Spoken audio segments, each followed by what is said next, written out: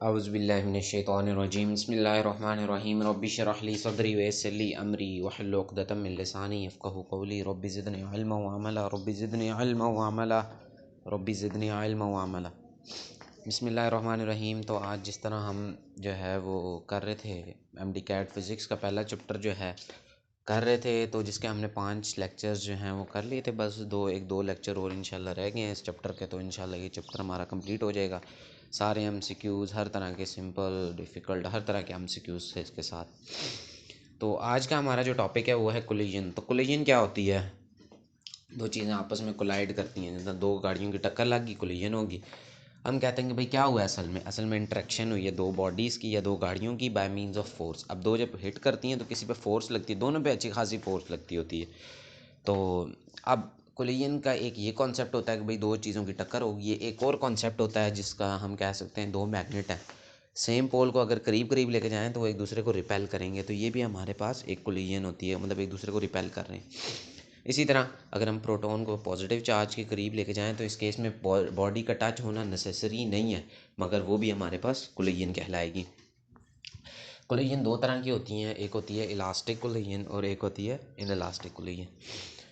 कहानी ये होती है कि भाई इलास्टिक कोलिजन में ये है कि भाई सपोज़ जितनी काइनेटिक एनर्जी से एक चीज़ हिट की है ना, उतनी काइनेटिक एनर्जी से बैक होगी, वापस होगी। इसका मतलब क्या है? काइनेटिक एनर्जी क्या है? कांस्टेंट है, ये कंजर्व कह सकते हैं। Initial kinetic energy equal to final kinetic energy. तो चेंज इन काइनेटिक एनर्जी क्या हो जाएगा? ज़ीरो हो जाएगा इलास्टिक कोलिजन में। काइनेटिक एनर्जी कांस्टेंट है तो मोमेंटम भी कांस्टेंट है, तो जिसके साथ हम कह सकते हैं क्योंकि टोटल एनर्जी कंजर्व है।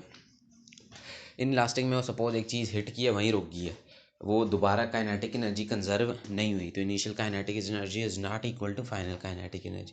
और चेंज इन काइनेटिक एनर्जी भी ज़ीरो नहीं है, क्योंकि काइनेटिक एनर्जी ख़त्म हो गई है, लॉस्ट हो गई है। मोमेंटम अगर दो चीज़ें जो हैं, एक मोमेंटम और एक काइनेटिक एनर्जी, टोटल एनर्जी जो है वो हमारे पास इलास्टिक हो या इन इलास्टिक हो, दोनों में कंजर्व रहता है।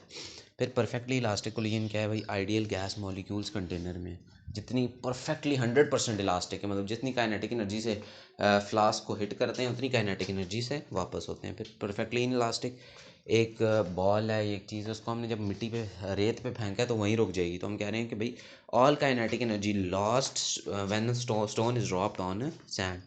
या एक हमने स्टिकी चीज़ है, उसको दीवार पे फेंका, उसके साथ चिपक गई है, तो हमारे पास क्या हुआ है? काइनेटिक एनर्जी लॉस्ट हो गई। तो हम कहेंगे ये परफेक्टली इनइलास्टिक कोलिजन है। या हमसे क्यों क्या पूछा जाता है, कौन सी ऐसी क्वांटिटीज़ हैं जो कांस्टेंट रहती हैं, कंजर्व रहती हैं ऑल हर तरह के कोलिजन में? तो हमारे पास एक तो मोमेंटम है और एक टोटल एनर्जी ऑलवेज कंजर्व्ड है। फिर आता होता है कि भाई elastic collision in one dimension. तो इसके लिए कुछ कंडीशंस हैं जो एमसीक्यूज़ के तौर पे पूछी जा सकती हैं। तो उसमें पहली कंडीशन ये, ball must be hard ball, तभी तो हमारे पास इलास्टिक कोलिजन होगी। हार्ड बॉल नहीं है, सॉफ्ट बॉल होगी, वो तो परफेक्टली इन इलास्टिक या इस तरह इन इलास्टिक की तरह चली जाएगी। फिर बॉल रोटेट नहीं है, रोटेट करेगी तो आधी kinetic energy changes into rotational kinetic energy में कन्वर्ट हो जाएगी। काइनेटिक एनर्जी कांस्टेंट होनी चाहिए। इम्पैक्ट पैरामीटर ये कि उसके ऊपर ना कोई फ्रिक्शनल फोर्स का इफेक्ट हो या ना किसी और चीज़ का इफेक्ट हो।